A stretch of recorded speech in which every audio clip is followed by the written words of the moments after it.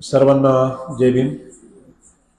आज आपल्याला 3 महिने पूर्ण झालेत आणि बुद्ध आणि त्याचा धम्म हा पवित्र ग्रंथाचं आपलं वाचन सुद्धा ह्या ठिकाणी पूर्ण झालं आणि शेवटी ज्या डॉक्टर बाबासाहेब आंबेडकरांनी आपल्याला 22 प्रतिज्ञा या ठिकाणी दिलेल्या आहेत त्याचं देखील आपण ह्या ठिकाणी आपण आज वाचन करणार आहोत।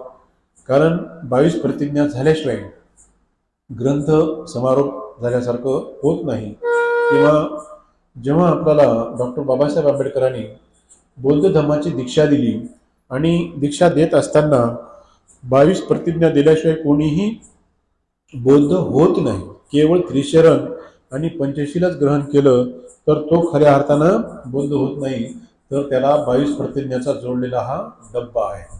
कारण जोपर्यंत आपण ह्या 22 प्रतिज्ञा आपल्या जीवनामध्ये आचरणार नाही तोपर्यंत आपल्याला मनातली जी अविद्या असते ही अविद्या नष्ट होणार नाही। कारण सगळ्या गोष्टीचं जे कारण आहे, मूळ कारण आहे ते अविद्या। अविद्या म्हणजे आपल्याला ज्या माहिती गोष्टी नसतात त्याच्यामुळं घडणाऱ्या ज्या दुःखद घटना असतात तर त्या गोष्टीचं विस्तृत विवेचन ह्या ठिकाणी केलेलं आहे। आणि 22 प्रतिज्ञा देत असताना डॉक्टर बाबासाहेब आंबेडकरांनी म्हणजे बघा आयुष्यभर त्या ठिकाणी बाबासाहेबांनी लिखाण केलं, खूप भयानक लिखाण केलं आणि लिखाण केल्याच्या नंतर त्यांना म्हणजे एवढा आनंद झाला हे प्रतिज्ञा वाचल्याच्या नंतर की त्यांना म्हणजे त्यांचे शब्द होतं की मी एवढा आनंदी झालो की मला असा म्हणजे हर्षवायूच झालेला आहे। म्हणजे आनंदाच्या भरात मी असं लगे हवेमध्ये उडत आहे अशा बाबासाहेबांच्या त्या ठिकाणच्या भावना होत्या धम्मदीक्षा सोहळ्याच्या वेळेसच्या। आणि बाबासाहेबांनी एक एक प्रतिज्ञा ही एक एक पानावरती लिहिली होती आणि पूर्ण प्रतिज्ञा ही अशा म्हणजे बगर चष्म्याच्या त्या ठिकाणी सगळ्यांना दिल्या होत्या। म्हणजे याच्यावरून आपल्या एक गोष्ट लक्षात येईल की ज्या अर्थी आपण बघितलं बघा की भिक्खू आणि उपासक त्यामध्ये बाबासाहेबांनी फरक केलेला आहे। कारण कशामुळं फरक केलेला आहे की जी हिंदू संस्कृतीची जी ब्राह्मणशाही होती ती नष्ट करण्यासाठी भिक्खूची संकल्पना अस्तित्वात आली। कारण बाबासाहेबांना अभिप्रेत होतं की कशा पद्धतीचं यांना हे करायचं याची प्रस्तावना लिहिताना बघा आपलं हे झालेलं आहे। डॉक्टर बाबासाहेबांची प्रस्तावना आहे की बौद्ध धर्माच्या प्रसाराबद्दल लोकांमध्ये ज्या दिवसापासून आतुरता उत्पन्न झाली आहे त्या दिवसापासून बौद्ध धर्म म्हणजे काय, त्याचे वागमन म्हणजे काय, कोठे मिळते या संबंधी भारतीय जनतेमध्ये अतिशय मोठे कुतूहल दिसून येत होते। कारण जेव्हा 13 ऑक्टोबर 1935 रोजी जेव्हा डॉक्टर बाबासाहेबांनी घोषणा केली होती की मी हिंदू म्हणून जरी जन्माला आलो असतो तरी हिंदू म्हणून मरणार नाही, परंतु त्यांनी हे डायरेक्टली डिक्लेअर नव्हतं केलं की मी कोणता धर्म स्वीकारेन। प्रत्येक गोष्टीचं त्यांनी चिंतन मनन आणि पठन केलं, सगळा अभ्यास केला। आणि जेव्हा नंतर थोडा कालावधी राहिला होता तेव्हा त्यांनी बौद्ध धर्म घेण्याचे निर्णय घेतला। आणि निर्णय घेत असताना लोकांना कुतूहल वाटलं की बाबासाहेब तर आता ह्या बौद्ध धर्माचा स्वीकार करणारच, मग आपण त्या गोष्टीचा कसा अभ्यास करायचा किंवा काय करायचं। कारण हिंदू धर्मामध्ये कसं देवांना पूजणे, देवांचा नमस करणे, ब्राह्मणाच्या हातून पूजा करणे, मुंज करणे किंवा त्यांच्या हातून जे काही श्राद्ध कर्म असतात, पुण्यकर्म असतात, मंगलकर्म असतात किंवा लग्नविधी कर्म असतात हे त्यांच्याच अजून होत असते। मग बौद्धांना असं काय पद्धतीने द्यायचं ह्या गोष्टीची त्या ठिकाणी चर्चा होते असं डॉक्टर बाबासाहेबांनी लिहिलं आहे। काही वर्ग कुतूहलाच्या दिशेने मर्यादेच्या पलीकडे गेलेले दिसतात, त्यांना बौद्ध धर्माच्या वाङ्मयापेक्षा बौद्ध धर्मात पूजापाठ कशा प्रकारे होते हे जाणून घेण्याचे एक वेळच लागले आहे। आम्हाला बौद्ध धर्माचा पूजापाठ कसा असतो यासंबंधी काहीतरी वाङ्मय द्या असा सारखा तगादा लागून राहिला आहे। माझ्या शारीरिक अवस्थेमुळे त्यांची जिज्ञासा पुरी करणे आतापर्यंत मला शक्य झाले नाही। तशात बौद्ध धर्मातील तत्वज्ञानापेक्षा बौद्ध धर्मातील पूजापाठ याचा या देशामध्ये अगदीच लोप पावला आहे। त्या कारणामुळे या प्रश्नासंबंधी बौद्ध धर्मातील पूजा पद्धती व त्यासंबंधी गाथा कुठेच उपलब्ध नाहीत, त्या फक्त ज्या देशामध्ये बौद्ध धर्मात प्रचलित आहे तेथेच मिळू शकतात। बघा जेव्हा डॉक्टर बाबासाहेबांनी हा ग्रंथ लिहिला जवळपास 4 पावणे 5 वर्षे ग्रंथ लिहायला लागले डॉक्टर बाबासाहेब आणि जेव्हा लिहिल्याच्या नंतर पैसे अभावी पब्लिश कसं करायचं बुक याची सुद्धा बाबासाहेबांकडे समस्या होती। ते झाल्याच्या नंतर लोकांच्या प्रश्न येऊ लागले की बाबासाहेब आता आम्ही ते हे धर्म घेतला, मग आम्ही आता धार्मिक अनुष्ठान कसं करायचं, किंवा पूजा कशी करायची, लग्नविधी कशा पद्धतीने लावायचे, वाढदिवस कशा पद्धतीने करायचे, किंवा अंत्यविधी संस्कार कशा पद्धतीने करायचे, किंवा मुंज असो किंवा साक्षमंगल विधी असो किंवा मृत झालेल्या व्यक्तीचं पुण्यानुमोदन असो, हे कशा पद्धतीने करायचे, अशा प्रश्नांचा भडीमार डॉक्टर बाबासाहेब आंबेडकरांवरती होत होता. म्हणून बाबासाहेब सुद्धा त्यावेळेस बघा, आता 1956ची ती कंडिशन होती आणि त्यावेळेस डॉक्टर बाबासाहेबांची शारीरिक परिस्थिती अतिशय म्हणजे हे झाली होती, शरीर खूप थकलं होतं, त्यांना वाताचा त्रास होता, त्यांना बीपीचा त्रास होता आणि अशा पद्धतीनं शुगरचा त्रास होता. आणि या त्रासामुळे बाबासाहेबांना खूप वेदना होत होत्या, शरीर साथ देत नव्हतं, तरीसुद्धा हा ग्रंथ लिहिला. आणि ग्रंथ लिहिताना सुद्धा त्यांनी त्यांच्या म्हणजे पत्नीला उद्देशून म्हटलं की ती एक मावळती ज्योत आहे, या मावळती ज्योतीला तिनं जर आधार दिला नसता पत्नीनं, तर हा कदाचित ग्रंथ संपदा म्हणजे हे झाली नसती. म्हणजे डाईंग फ्लेम म्हणून त्यांनी तो उल्लेख केलेला आहे. म्हणजे जळती वात, मरणारी जळती वातीला जो आधार दिला आहे, त्या आधारामुळे हा ग्रंथ पूर्ण झाला आहे. आणि अशा पद्धतीनं जेव्हा मग लोकांचा प्रश्नाचा भडीमार झाला की पूजापाठ करणं, आता आपल्याला धर्माचा स्वीकार करायचा आहे, पूजापाठ कसा करावा, ह्या पद्धतीचे जेव्हा बाबासाहेबांना प्रश्न पडले, तेव्हा त्यांनी काय केलं बघा. 1950 साली ते सिलोनला गेले. सिलोनला म्हणजे श्रीलंकेला गेले असताना त्या काळात याच विषयावर भर देऊन या गाथा मी संग्रहित केल्या आहेत व माझे मित्र श्री गुण तिलके यांना गावयास लावून त्यांचे रेकॉर्ड बनविले. येथे आल्यानंतर काही बौद्ध भिक्षूच्या सहाय्याने या गाथामध्ये भर टाकली. आज बहुतेक सर्व गाथा या पुस्तकामध्ये एकत्रित झाल्या आहेत. असे म्हणण्यास हरकत नाही की तेथील महाराष्ट्रीयन लोकांनी ह्या गाथा समजण्यास सुलभ जाव्या म्हणून पाली गाथेचा मराठी भाषांतर एका बाजूस दिले आहे. हे पुस्तक भारतीय बौद्ध महासभा हिच्यातर्फे प्रसिद्ध केले जात आहे. या पुस्तकातील माझे सर्व हक्क त्या महासभेस दिले आहे. जो कोणी या हक्काचे कोणत्याही तऱ्हेने उल्लंघन करील त्यांच्यावर कायदेशीर इलाज केला जाईल अशा इशारे देण्याची आवश्यकता वाटते. कारण या देशामध्ये असे दुच्चे लफंग लोक आहेत की जे कानामात्रा बदलून दुसऱ्याचे पुस्तक आपलेच आहे म्हणून प्रसिद्ध करतात. नंतर बौद्ध संस्कार पाठ या नावाने दुसरे पुस्तक याच मालेतर्फे प्रसिद्ध केले जाईल अशा पद्धतीचं जो त्यांनी म्हणजे प्रस्तावना लिहिली आहे. 24 February 1956 doctor Bhimrao Ambedkar, 26 Alipur road, civil line, Delhi. बघा, कारण ह्या जे ऑडिओ क्लिप 1950 पासून जे आपण ह्या ठिकाणी म्हणतो बघा, बुद्धम नमामि, धम्मम नमामि, संगम नमामि, पानात पाता वेरमणी, शिकापदम समाध्यामी, किंवा ज्या काही पंचशिलाचे जे गाथे आहेत, किंवा बुद्धवंदना, संघवंदना, धम्मवंदना, हे जे परित्राण पाठ आहे, हे जे शेवटच्या पेजवर जे दिलेलं आहे, हे डॉक्टर बाबासाहेब आंबेडकरांनी तिथून असं रेकॉर्डिंग केलं होतं. तेव्हा तर बघा आधुनिक टेक्नॉलॉजी नव्हती, एकच रेडिओ असावा असत होता आणि रेकॉर्डिंग करायची सुद्धा तेवढे काही साहित्य उपलब्ध नव्हते. म्हणजे त्या काळी बघा डॉक्टर बाबासाहेबांना किती आनंद अडचणी गेल्या असतील. तिथून रेकॉर्ड करून नंतर मग भारतामध्ये आणले. तिथले जे गुण तिलके नावाचे जे आहेत तिथले त्यांचे ते मित्र त्यांचे म्हणजे गायवास लावले आणि गायल्याच्या नंतर मग ते वारंवार, आता एक तर पाली भाषेमध्ये ट्रान्सलेशन करायचं, वारंवार ऐकून नंतर जे आपण बौद्ध पूजापाठ जे पाहतो डॉक्टर बाबासाहेब आंबेडकरांनी लिखित त्यांनी तो पुस्तक केले. आणि अशा पद्धतीने आपला जो काही विधी होतो ते त्यांच्याच अंडरखाली आणि त्यांच्याच माध्यमातून त्यांनी लिहिलेल्या त्या गाथा आहेत. आणि अशा पद्धतीनं हे त्रिशरण पंचशिलात म्हणजे कोण दिलं किंवा काय दिलं, कसं दिलं याची माहिती व्हावी यासाठी प्रस्तावनेमध्ये डॉक्टर बाबासाहेब आंबेडकरांनी म्हणजे 1956 जे दीक्षा दिली, परंतु फेब्रुवारीच्या 24 तारखेला त्या सगळ्या गाथा दिल्या आणि त्या ठिकाणी लोकांना म्हणून घेतल्या आणि आजही आपण म्हणून घेतो. परंतु त्रिशरण आणि पंचशील घेतलं म्हणजेच आपण बुद्ध झालो असं नाही. कारण डॉक्टर बाबासाहेब आंबेडकरांनी बघा, भारतामध्ये फक्त 22 प्रतिज्ञा चालतात. आता विदेशामध्ये फक्त त्रिशरण पंचशील, बाकी जे काही बुद्ध पूजा आहे त्या बुद्धवंदना, संघवंदना, धम्मवंदना ज्या असतात त्या चालतात.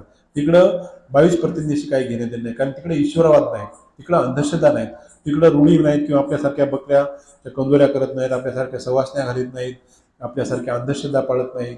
आणि अशा पद्धतीनं कोणत्या म्हणजे खंडोबाला नवस करत नाहीत किंवा कोणत्या मरीमायला नवस करत नाहीत किंवा कोणत्या त्या येतूबाबाचे भक्त त्या ठिकाणी नसतात, आणि तिकडल्या त्या लोकायला सुद्धा कोणता देव काहीच करत नाही. एवढे ते लोक स्ट्रॉंग होतं, कारण त्यांच्याकडे अविद्या नाही. आपल्याकडचे लोक मूर्ख आहेत की ज्यांनी ह्या अविद्या डोक्यामध्ये घुसवून आपल्या स्वतःचा नाश हे ओढून घेतात. आणि अशा पद्धतीनं म्हणून डॉक्टर बाबासाहेबाला ह्या गोष्टीचं गांभीर्य लक्षात घेतलं, आणि मग त्यांनी एक एक प्रतिज्ञा अभ्यासानं, आणि त्याही अभ्यास करत असताना एक एक ग्रंथ असे मोठ्याने पुस्तकं लिहिली आहेत बघा. त्याच्यामध्ये पहिली प्रतिज्ञा त्यांनी लिहिली की मी ब्रह्मा विष्णू महेश यांना देव मानणार नाही किंवा त्याची उपासना करणार नाही.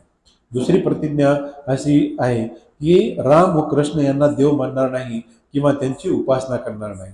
गौरी गणपती इत्यादी हिंदू धर्मातील कोणत्याही देवदेवदेवस मानणार नाही किंवा त्यांची उपासना करणार नाही. देवाने अवतार घेतले यावर माझा विश्वास नाही. बुद्ध हा विष्णूचा अवतार होय, हा खोटा आणि खोडसाळ प्रसार होय असे मी मानतो. मी श्राद्ध पक्ष करणार नाही, पिंडदान करणार नाही. बौद्ध धर्माच्या विरुद्ध विसंगत कोणतेच आचारकर्म करणार नाही. कोणतेही क्रियाकर्म ब्राह्मणाच्या हातून करून घेणार नाही. बघा, ह्या जे प्रतिज्ञा दिलेल्या आहेत ह्याच्यामध्ये माणूस हा अंधश्रद्धेच्या खाईमध्ये लोटला गेला. बघा, कारण ब्राह्मणांनी माणसाच्या जन्मापासून ते मृत्यूपर्यंत फक्त माणसाची पिळवणूक आणि पिळवणूकच केलेली. कशाही माध्यमातून फक्त पैसा कसा काढायचा, शेतकऱ्यांना कसं लुटायचं, म्हणजे गर्भधारणा होऊन बाळ जन्मापासून त्याचं लग्न होतोर मरस्तोर त्यांचे त्या विधी अनुष्ठान त्यांचं. आणि अशा पद्धतीनं हे जे होत होतं या प्रतिज्ञांमध्ये विस्ताराने लिहिलेलं आहे. आणि हे ग्रंथाचं विश्लेषण रिडल्स इन हिंदुझम ह्या ग्रंथामध्ये केलं. जेव्हा बौद्ध धर्मावरती हल्ले झाले तर फक्त आणि फक्त या ग्रंथावर जे सडेतोड टीका केली होती ती सडेतोड टीका लोकांना पसंत नाही पडली, म्हणून असंख्य बुधवाडे पेटवण्यात आले. असंख्य म्हणजे महार वस्त्या होत्या आपल्या, त्यांच्यावरती हल्ले करण्यात आले, जाळण्यात आले. कारण हा जर विचारांना जर लोक प्रेरित झाले किंवा पेटले किंवा प्रभावित झाले तर आमच्या हिंदू धर्माचा नाश होईल ही त्यांना भीती होती. म्हणून त्यांचे जे रोजीचं उपजीविकेचे जे साधन आहे, आता बघा डॉक्टर बाबासाहेबांनी ज्या अर्थी ईश्वरवाद नाकारला त्या अर्थी जर सगळ्याच लोकांनी जर समजा ईश्वराला जर नाकारलं तर मंदिरात कोणी जाईल का? नाही जाणार. मग ब्राह्मणाच्या हातून कोणी पूजा करेल का? नाही करणार. आता आज मला सांगा, एवढे लोक शिकलेले आहेत बघा, एवढे बेकार होतं. आता पोलीसच्या किंवा कॉन्स्टेबलच्या भरतीला MSc PhD झालेली लोक चालेत, होमगार्डाच्या भरतीला, चपराशाच्या भरतीला PhD केलेले MPhil केलेले लोक. आणि डॉक्टर बाबासाहेबांनी 1935ला 36ला त्या ठिकाणी जातपात तोडक मंडळामध्ये सांगितलं होतं की तुम्ही जर समता मानता, समान सगळे आहेत, देवानं जर ईश्वर लोक जर निर्माण केलेले आहे तर सगळे देव माणसं सारखेच आहेत, त्याच्यामध्ये उंच नीच नाही. का निर्माण करता ईश्वर जर असला त्याच्यामध्ये जातीभेदाचा उल्लेख नाही. मग तुम्ही काय करा, इथले आपण सगळे देवाचे लेकर आहोत, मग हे जे भटशाही आहे किंवा पुरोहितशाही आहे ही भारतातून आधी नष्ट करा.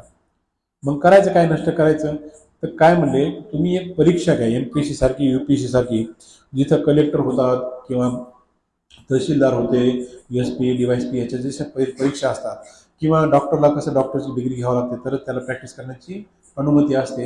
इंजिनियरची ती डिग्री घ्यावं लागते, तेव्हा तो आर्किटेक्टर होतो किंवा गुत्तेदार होतो किंवा चांगला इलेक्ट्रिशियन होतो किंवा इंजिनिअरिंगमध्ये फील्ड करतो.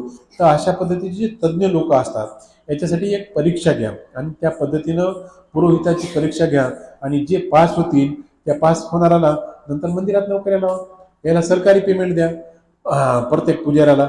आणि अशा पद्धतीने एक देवही शाबित राहील, देवाच्या दृष्टीने माणसंही लोक शाबित राहतील, आणि अशा पद्धतीने लोकांचे ईश्वर हे होईल. परंतु ही जी घटना होती ही त्या ब्राह्मणाच्या कंबरवरती लाथ मारणारी घटना होती, पोटावर लाथ मारणारी होती, म्हणून बाबासाहेबांना विरोध केला. म्हणून बाबासाहेबांचे जे विचार होतं हे जिथं जिथं बुधवाडे असतील किंवा हे असतील तिथे तिथं बघा पानपट्ट्या असतात, मटणाचे दुकानं जास्त असतात, दारूचे दुकानं जास्त असतात, मटणाचे दुकानं असतात, मटक्याचे दुकानं असतात, जेणेकरून आपण या विचारांच्या बाहेर गुरफटावं त्याच अंमली पदार्थाच्या सेवनामध्ये. कारण बाबासाहेबांनी आपल्याला आदेश दिलाय अंमली पदार्थाला हात लावायचा नाही, चोरी करायची नाही, व्यभिचार करायचा नाही, प्राणी हिंसा करायची नाही. मग यांना विचारानं कसं दाबून टाकायचं किंवा यांना कसं दबून ठेवायचं, लावलूच तृष्णा हे दुःखाचं कारण आहे. रचनेमध्ये लवकर लोक जातात. कारण अशा पद्धतीनं बघा, कुठलाही जरी इतिहास घेतला तर तिथं असे काहीतरी अघोरी कृत्य असतातच. आणि ते बघा, जे सुशिक्षित लोक असतात त्यांच्या आजूबाजूला सुद्धा ते सरकू देत नाही त्या पद्धतीचं. म्हणून त्यांना एकच भीती होती की जर विचाराने हे लोक प्रभावित झाले तर खूप पुढे जातील. आणि दुसरी गोष्ट बघा, आता एससी अनुसूचित जातीमध्ये केवळ बौद्धच नाही किंवा महारच नाही, याच्यामध्ये जवळपास मातंग आहे, चांभार आहे, माळी आहे, तेली आहे, तांबोळी आहे. तर यांनी काय केले, यांची प्रगती का नाही झाली? त्यांनी विचार स्वीकारला नाही, बाबासाहेबांचा विचार स्वीकारला नाही, म्हणून ते अधोगतीला राहिले. आणि बौद्धांनी किंवा पूर्वाश्रमीत जे महाराणी बौद्ध धर्माचा स्वीकार केला, बौद्ध धर्माचं आचरण केलं, म्हणून त्यांचं सांस्कृतिक दृष्ट्या, सामाजिक दृष्ट्या हे उच्च श्रेणीवर गेले आणि त्यांची ती प्रगती झाली. आणि यांनी जे पारंपरिक जे धंदे होते ते त्याच धंद्याला चिटकून राहिले आणि वर निघण्याचा त्यांनी कधीच प्रयत्न केला नाही. म्हणून त्यांना जरी आरक्षण असलं तरी सामाजिक दृष्ट्या किंवा वैचारिक दृष्ट्या ते अजूनही अंधश्रद्धेच्या खालीच आहे. आणि अशा पद्धतीनं हे एक एक प्रतिनिधीचं विस्तारानं त्या ठिकाणी बाबासाहेबांनं ते ईश्वरशाही म्हणजे त्यांचा अपमानही केला नाही आणि त्यांची पूजाही नाही केली. जेव्हा BBC मध्ये जेव्हा 1956 नंतर जेव्हा नेपाळला गेले होते, काठमांडूला, बाबासाहेबांनी धम्मपरिषद होती, पहिल्या धम्मपरिषदेला 65 देशांचे त्या ठिकाणी राष्ट्राध्यक्ष आले होते. आणि झाल्याच्या नंतर त्या ठिकाणी त्यांना विचारलं BBCच्या ऐकायला, इथं पशुपतीनाथचं त्या ठिकाणी मंदिर आहे. तर पत्रकारांनी विचारलं की आता तुम्ही यांची पूजा करणार का, पशुपतीनाथला तुम्ही दर्शन घेणार का, सगळ्यात मोठं जे हिंदूचं जे स्थान आहे. तर BBCवर त्यांनी त्या पत्रकाराला सांगतात की मी बौद्ध धर्माचा स्वीकार केला आहे, म्हणून मला काही त्याची आवश्यकता नाही. कारण नथी मे शरणं गयं बुद्धो मे शरणं वरं एतेन सत्यवचन होतो मी शरण. त्याच्यामुळे मी बुद्धाच्या व्यतिरिक्त मी कुणालाही शरण जाणार नाही, असं त्या पत्रकारावर रेडिओवरून त्यांनी जाहीर केलं. बघा म्हणजे किती डेअरिंगबाज. आणि अजूनही आपण ह्या प्रतिज्ञा जरी घ्यायच्या तर लोकांच्या मनामध्ये अजूनही भीती आहे, बाबा लोक काय करतात की काय म्हणतात की. कारण खेड्यापाड्यामध्ये बघा, आपण सामूहिक जरी असं वाचन करण्याचा कोणी प्रयत्न केला किंवा सामूहिक जरी बाबासाहेबांना, तिथं बघा आपल्या नागपूरला मोठ्या स्तूपामध्ये कोरल्या त्या प्रतिज्ञा पूर्ण. ॲक्च्युली प्रत्येक विहारामध्ये त्या प्रतिज्ञा आपण लावायला पाहिजे, जेणेकरून आपल्या त्या अंधश्रद्धा ह्या नष्ट होतील आणि सदाचाराच्या मार्गावरती आपलं प्रस्थान होईल. अशा पद्धतीचा तो बाबासाहेबाचा मार्ग आहे. दुसरी जी प्रतिज्ञा देतात त्या ठिकाणी ही ईश्वरशाहीला म्हणजे नाकारणाऱ्या प्रतिज्ञा होत्या.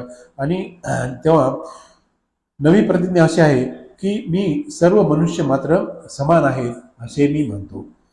मी समता स्थापन करण्याचा प्रयत्न करीन. भगवान बुद्धाने सांगितलेल्या अष्टांग मार्गाचा पालन करीन. भगवंताने सांगितलेल्या 10 पारिमिता मी पाळीन.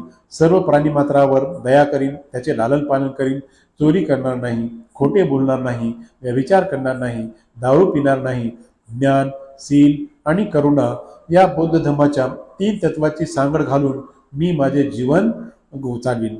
माझ्या जुन्या मनुष्य मात्राच्या उत्कर्षाला हानिकारक असणाऱ्या आणि मनुष्य मात्राला असमान व नीच मानणाऱ्या हिंदू धर्माचा मी त्याग करतो व बुद्ध धर्माचा स्वीकार करतो. 20वी प्रतिज्ञा आहे, तोच सत्य धर्म आहे अशी माझी खात्री पटलेली आहे. 21वी, माझा नवा जन्म होत आहे असे मी मानतो. आणि 22वी आहे प्रतिज्ञा आहे, इतपर बुद्धाच्या शिकवणीपर्यंत वागेन अशी मी प्रतिज्ञा करतो. म्हणजे बघा, बाबासाहेबांनी एवढं अथक परिश्रम करून सुद्धा कोणालाही जबरदस्ती केली नाही की तुम्ही बुद्धच व्हा किंवा बौद्ध धर्माचा स्वीकार करा. तुम्हाला कंदोऱ्या करायच्या कंदोऱ्या करा, ब्राह्मणाच्या हातातून लग्न लावायचं ब्राह्मणाच्या हातातून लग्न लावा, काही घेणं देणं नाही. तुम्हाला जर यायचं असलं तर तुम्ही तुमची खात्री जर पटत असेल तर या, जबरदस्ती येऊ नका. आता बघा, ख्रिश्चन धर्म असो, आता या ठिकाणी वसमतला आपल्या या ठिकाणी चर्च आहे बघा, तर आपल्या बायाला त्या ठिकाणी 500-1000 रुपये त्या ठिकाणी रोज देतात. आपल्याच नाही, मायनॉरिटीच्या सगळ्या महिला त्या ठिकाणी दर रविवारी त्या ठिकाणी फादर हा त्या ठिकाणी ती पूजा प्रार्थना घेत असतो. आणि इकडं समाजात वावरत असताना दाबून असं जेबीम घालतात बघा. म्हणजे ही बाबासाहेबांच्या विचाराशी प्रताडणा नाही का? म्हणजे आपण वागत असताना बाबासाहेबांनी ज्या ह्या 22 प्रतिज्ञा दिल्यात की ह्यासाठी दिल्यात की माणसं हे अविद्येमुळं त्यांचा सत्यानाश सोडून घेतात. तथागत गौतम बुद्धाला सुद्धा संबोधी प्राप्त झाली होती, तेव्हा त्यांना सुद्धा प्रश्न पडला होता की मी लोकांना सांगू की न सांगू. कारण लोक अत्यंत दारूच्या नादी लागलेले आहेत, अंमली पदार्थाच्या नादी लागलेले आहेत, व्यभिचाराच्या नादी लागलेले आहेत, चोऱ्याच्या नादी लागलेले आहेत, प्राणी हिंसेच्या नादी लागलेले आहेत. कारण हजारो प्राण्यांची हत्या करून करतात, मांस खातात, मटण खातात आणि अशा पद्धतीनं हिंसा करतात, भांडणं करतात. मग माझं हे सत्यज्ञान ऐकल कोण? ही सुद्धा तथागताला 24 तासात का होईना पण ती गोष्ट त्यांना सतावत होती. नंतर त्यांच्यामध्ये ती मुदिता ब्रह्मविहार हे जागृत झाल्याच्या नंतर मग त्यांना तो झालं की जरी सत्याला सत्य म्हणून एखादा सारथी नाही मिळाला तर ते धैर्यानं आपण लोकांपर्यंत गेलो पाहिजे आणि हा सदाचाराचा मार्ग लोकांना आपण सांगितलाच पाहिजे. तेव्हा नंतर मग ते सारनाथला जातात आणि ते जे 5 परिवर्जक असतात त्या 5 परिवर्जकांना ते पहिली सांगतात, बौद्ध धर्माचा काय शिकवलं ज्ञान सांगतात आणि अशा पद्धतीने त्रिशरण आणि पंचशील देत असतात. त्याच्या अगोदर जेव्हा संघ उपलब्ध नव्हता तेव्हा तपस्सू आणि भल्ली हे 2 व्यापारी होते बघा.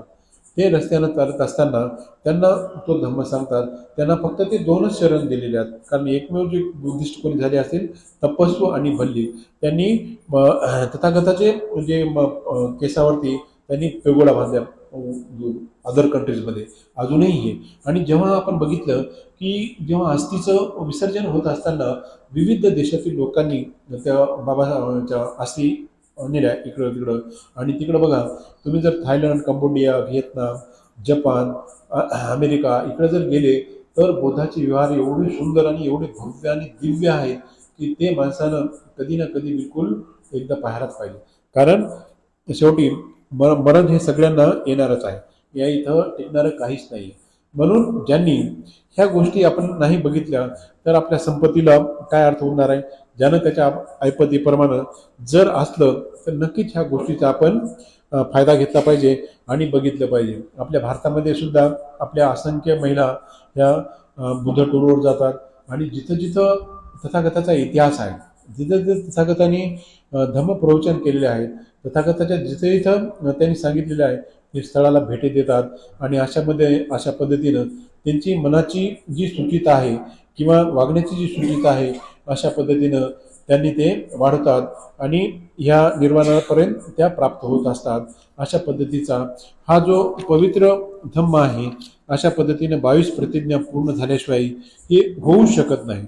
म्हणून ह्या ग्रंथाचं विवेचन आपण मागच्या 3 महिन्यापासून ह्या ठिकाणी सातत्याने बघितले आणि अजूनही आपण केवळ 3 महिनेच याच्यामध्ये वाचलं म्हणून असं करत जाऊ नका. प्रत्येक घरामध्ये हा ग्रंथ असलाच पाहिजे.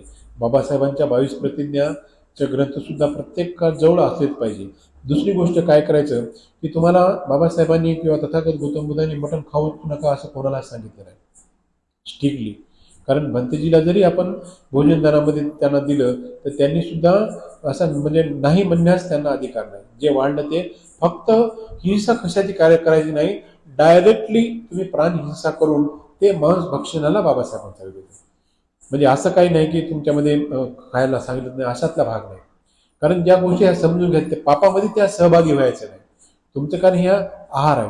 जर्मनीमध्ये ही जे शील आहे हे काढून त्यांचा ते डाएट त्यांचा ते फॉलो करत असतात आणि अशा पद्धतीनं ते आचरण करत असतात. आणि याही पलीकडे आपल्यामध्ये ज्या काही समजा कंदोऱ्या होतात बरं का, तर कंदोऱ्याला बिलकुल तुम्ही जात जाऊ नका. जर तुम्ही समजा बाबासाहेबांचे खरंच स्वतःचे अवलाद समजत असाल, बाबासाहेबांचे लेकर समजत असाल तर काही मरणार नाही तुम्हाला बरं का. ज्याला करायची का त्याला करू द्या. आणि तुम्हाला जर निमंत्रण दिलं का तर त्याला काय करायचं सांगायचं, तुझ्या एक तर बाप्पाचा बळी दे, नाही तर माईचा बळी दे, बहिणीचा बळी दे, नाही तर भावाचा बळी दे, आम्ही सगळेजण खायला येतो. कारण ही माझी वाणी नाही, ही तथागत गौतम बुद्धाची. या ग्रंथामध्ये आपण ऐकले सांगितलंय बळी द्यायचा असेल तर बापाचा बळी द्या, म्हणजे ते देव लवकर प्रसन्न होईल. विनाकारण निष्कारण तुम्ही जर त्या मंगळवाराच्या बाजारामधून बकरा आणता, नंतर त्या खंडोबाला घेऊन जाता, एक ट्रक करता, टेम्पो करता, माणसाला तिकीट काढून त्या तिथं नेता, त्याच्यापेक्षा जर तुमच्यात रक्तगटातला माणूस नेला, फॅमिली मेंबरचा माणूस, कारण नवस तुमचा आहे, तुम्हाला ईश्वर प्रसन्न करायचा आहे. त्याच्यामुळे घरातलं जर एखादा हात पाय मुडकं बिडकं कापलं त्या देवाला अर्पण केलं तर देव लवकर प्रसन्न होईल का नाही? प्राण्यांना प्रसन्न होईल का? म्हणून ही जी अविद्या आहे, ही जी अंधश्रद्धा आहे, याच्यातून बाहेर पडायचं. बिलकुल ते तुमचा सक्का भाऊ जरी असला, तुम्हाला किती जरी भाडीची साडी घेतो म्हणलं तरी जायचं नाही. बापू घरी आण म्हणायचं, किलो म्हणता 2 किलो, परंतु ते सांगू नको. कारण ही अंधश्रद्धा आपण प्रताडणा नाही करायची. तसंच दुसरं बघा, कोणी मेलं की सवासण्या घालायची लय प्रथा आपल्याकडे चालली. त्या सुद्धा प्रथा अजिबात बंद झाल्या पाहिजे. लेकरांच्या हातामध्ये गंडे दोरे जे दिसायलेत ते सुद्धा अजिबात बंद झाले पाहिजे, बरं का. असे काहीच म्हणजे जे अंधश्रद्धा, छोट्या छोट्या ज्या अंधश्रद्धा आहेत ह्या बिलकुल बंद झाल्या पाहिजे. दुसरी गोष्ट, जे मरताना तुम्ही जे कोणी कोणी म्हणतात म्हाताऱ्या माया की तोंडामध्ये सोनं टाका. ज्याच्याकडे सोनं आहे त्यानं छटाक छटाक टाका. 1,00,000 रुपये तोळा झाले सध्या, 80-85,000 रुपये आजचा भाव आहे. ज्याच्याकडे आहे ना, बिलकुल 2 ते ग्राम टाकू नका म्हणायचं, किलो टाका, पाव किलो टाका. म्हणजे तुम्ही खरंच मथारीवर, त्या नवऱ्यावर किंवा याच्यावर प्रेम करत असाल ना, टाका म्हणायचं, बरं का. ह्या जे छोट्या छोट्या आता कुठं कुठं बघा रस्त्यामध्ये ते प्रेत नेत असताना टेकवतात, तिथं ती जेवारी एवढी एवढी बांधतात आणि तिथं सोडतात, तिथून परत प्रेत तिकडं उचलून देतात. म्हणजे हे किती म्हणजे त्या प्रेताची अवहेलना आहे. त्याच्यापेक्षा काय करायचं, जे आपल्या बौद्ध संस्कारमध्ये विधीमध्ये जे सांगितलेले आहेत संस्कार, तुम्ही 10 किलो कापूर घ्या, 2 डझन मेणबत्त्या घ्या, 10 किलो डालडा घ्या, 10 किलो मीठ घ्या, साखर घ्या, गवऱ्या घ्यायच्या 100, मेणबत्त्या घ्यायच्या आणि 5 क्विंटल लाकडं. ही जी लग्नविधीची साहित्य मी सांगाल तुमच्या लक्षात ठेवा, लिहून ठेवा, डायरीमध्ये लिहून ठेवा. तुम्ही तुमच्या लेकराला हे करा, उद्या आपल्याला कोणाला स्मशानभूमीत जायचं, मग तुम्हाला टायर टाकून जळायचंय, पेट्रोल टाकून जळायचंय, डिझेल टाकून जळायचं का हे तुम्ही ठरवा.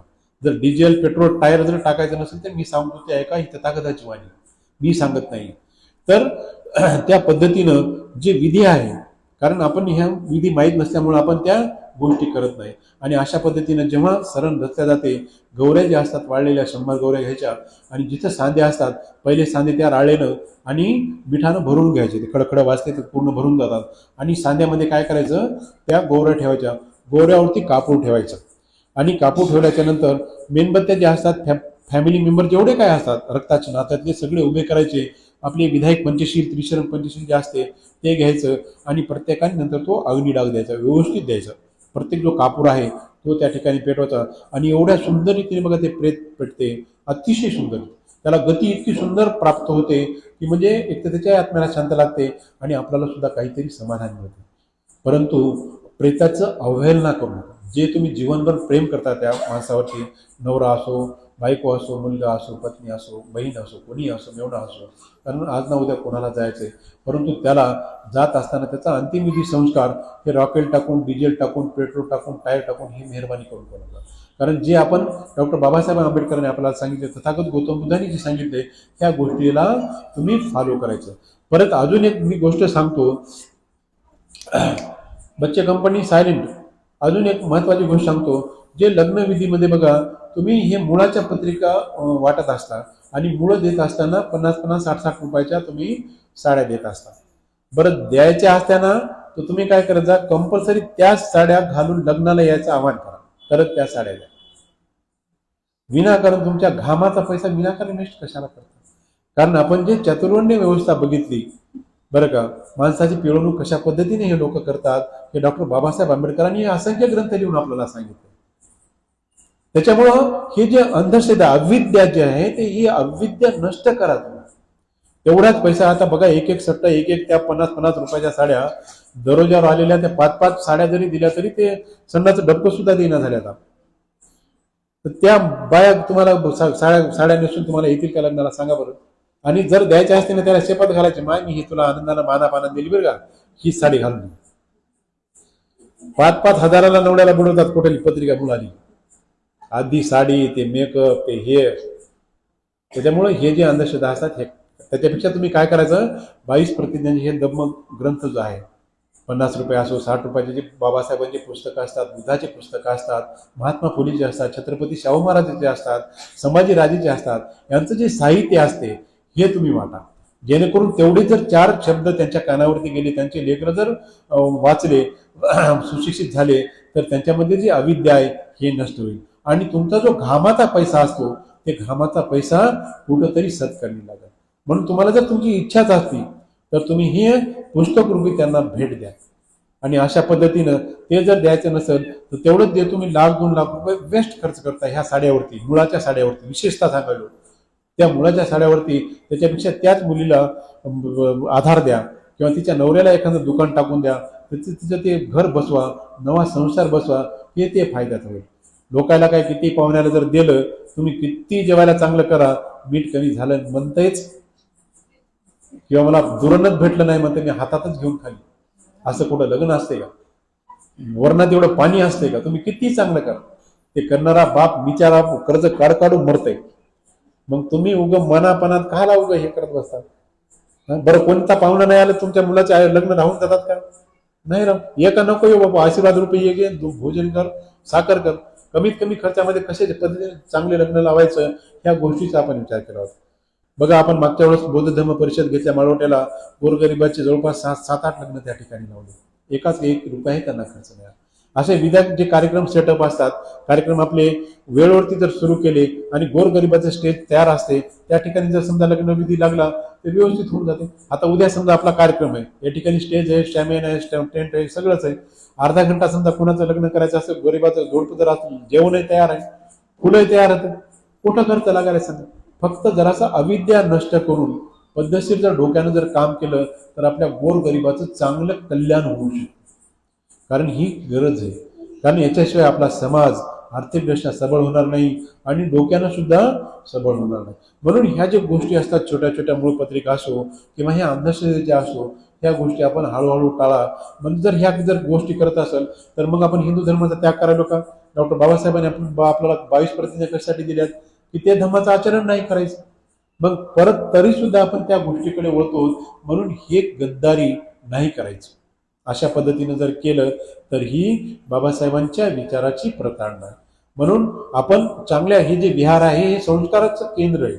या ठिकाणून माणसं घडतात, या ठिकाणून जडणघडण होते माणसाची. ज्या पद्धतीनं अशुद्ध धातू गरम याच्यामध्ये जर तापवला तर शुद्ध होतो. अशुद्ध सोनं जर असतं, त्याला गरम केल्याच्या नंतर त्याचे किटाणूही नष्ट होतात आणि त्याच्यामुळे झळाळी येते. अशा पद्धतीनं आयुष्यामध्ये तुम्हाला जर झळाळी आणायची असेल तर बुद्ध आणि धम्म ह्या ग्रंथाशिवाय तुम्हाला पर्याय नाही. आणि हे नुसतं वाचवणंच नाही तर समजून घेणं महत्वाचं आहे. आणि अशा पद्धतीनं आपलं 3 महिन्याचे जेवढे काही वाचन झाले, तुम्हाला कधी जरी ऐकायचं झालं तर माझ्या फेसबुक चॅनलवरती कुंटी निवृत्ती म्हणून ID आहे, ते ID ओपन करून आपले सगळे जे काही चॅप्टर होते, एक एक चॅप्टर, एक एक पेज वर्णन, कमीत कमी 40 मिनिटं, 50 मिनिटं, 1-1 तासापर्यंत हे आहे. हे सुद्धा आपण जे करतो रेकॉर्ड, हे जवळपास हजारो लोक महाराष्ट्रातले बघतात. हजारो लोकांचे रिप्लाय येतात, हजारो लोकांचे फोन येतात की आम्ही कधीच नाही ऐकलं, आम्ही कधीच हे नाही ऐकलं, ते नाही ऐकलं, असं विश्लेषण नाही ऐकलं. मला जरी नाही समजलं, मी भंतेजींना फोन लावतो, विचारतो की हे याचं डिसिप्लिन कसं. कारण तुम्हाला एवढं बोलणं म्हणजे जोक नाही. एवढं बोलायचं म्हणजे कमीत कमी 10 पुस्तकं चालवावं लागतात. तुम्ही बघता माझ्या थैलीमध्ये नेहमी पुस्तकं असतात. घरामध्ये कपाट पूर्ण समोरचं पूर्ण पुस्तकानं भरलेलं. कारण हे सांगायचं म्हणजे जोक नसते.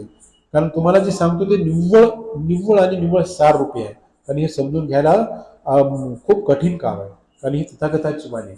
त्याच्यामुळं तुम्ही तुमचं जीवनाचं कल्याण करण्यासाठी तथागत गौतम बुद्धाचा धम्म, डॉक्टर बाबासाहेब आंबेडकरांनी एवढा मोठा महान जो ग्रंथ दिला, त्या ग्रंथाचं आपण पालन करूया.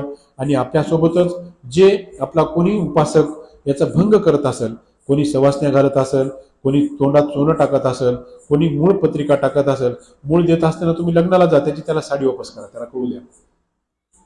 आणि जर घ्यायचे असेल तर तुम्ही काय करा, नेसून जा तिथं, हे करा.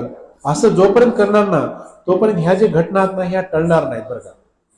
त्याच्यामुळे तुम्हाला शपथ घेऊन सांगतो की ह्या दैनंदिन तुम्ही जीवन करत असताना एक तर घ्यायचे असेल तर त्या माणसाचा श्रेमाचा दाम वेस्ट करू नका. तुम्ही घालून जायचं त्या लग्नाला, तुम्हाला माहिती नाही सगळ्यांना. मरसाल पटपट जर नाही ऐकलं तर. जर तुम्ही नाही ऐकलं तर पटपट मरसाल पा. तर त्याच्यामुळं जर तुम्हाला काहीतरी करायचं असेल, बाबासाहेबाचा ऋण फेडायचा असेल, एवढं जरी केलं तर बाबासाहेबाचा बुटाचा लेसची सुद्धा आपण बरोबर नाही करू शकणार. तुम्ही फक्त एवढंच काम करा, तेव्हा महान डॉक्टर बाबासाहेबांनी आपल्यासाठी केले. मग आपण लोकांना सुधारण्यासाठी हे नाही करू शकणार. बरं, त्याला द्यायची, त्याला पैठणी दे म्हणायचं, पैठणी साडी दे म्हणायचं, तुला द्यायचीच तर पैठणी मागायची, चांगल्या साड्या मागा. परंतु कमीत कमी ते टपरा विकणाऱ्या साड्या कशाला घेता? विनाकारण त्या गोरगरिबाला ढकलू नका. कारण ते लाजकाज करते, बाबा त्यानं दिली मग ती बाई येते का नाही, त्यानं दिली मग येते का नाही. आणि बाया सगळ्या बायाच कलाकार असतात. त्याच्यामुळे ह्या गोष्टीला सगळ्या बायाच कलाकार असतात आणि ह्या नष्ट सुद्धा बायाच करू शकतात. त्याच्यामुळं महिलांनी ह्या गोष्टीची सुरुवात करा. आणि अशा येणाऱ्यांना त्याचा खर्च वाचवा. आवश्यक पत्रिका निमंत्रण तुम्हाला मोबाईलमध्ये दिलं तर बिलकुल त्याला फुलं टाकायला द्या. मानपानाला काही करू नका. शेवटी मानवाल्याला 5 क्विंटल लाकडं लागायलेत आणि त्या श्रीमंतीला 5 क्विंटल लाकडं लागलेत हे आपण शिकलो. त्याच्यामुळं अहंकार त्या उंदरासारखा काढून टाका. तुम्हाला उंदराचं मी उदाहरण दिलं. हिरा गिळते ते उंदीर, बरं का. त्याच्यामुळे हे अहंकार जे असते हे काढायचं. आपसातले जे काही लग्नविधी असतात कमीत कमी खर्चामध्ये कसं चांगल्यात चांगला आशीर्वाद द्यायचा, व्यवस्थित बंधीचं प्रवचन ऐकायचं. आणि हे व्याख्यानाचं वारंवार जर ऐकलं तर ह्या ज्या काही बारीक गोष्टी असतात ह्या नष्ट करतात आणि चांगले चांगले माणसं करतात, चांगले शहाणे माणसं करतात कोंडोऱ्या. त्याच्यामुळं बाकीचे अनुकरण करतात. शिकलेल्या लोकांना जर गाढवपणा केला तर आडल्या लोकांना काही म्हणण्यात अर्थ नाही. त्याच्यामुळं हे जे सत्यज्ञान आहे, जरी साथी कोणी नाही भेटला तर एकट्यानं धैर्यानं समोर होऊन करायचं, हे तथागताची वाणी. त्याच्यामुळे कोणी जरी असता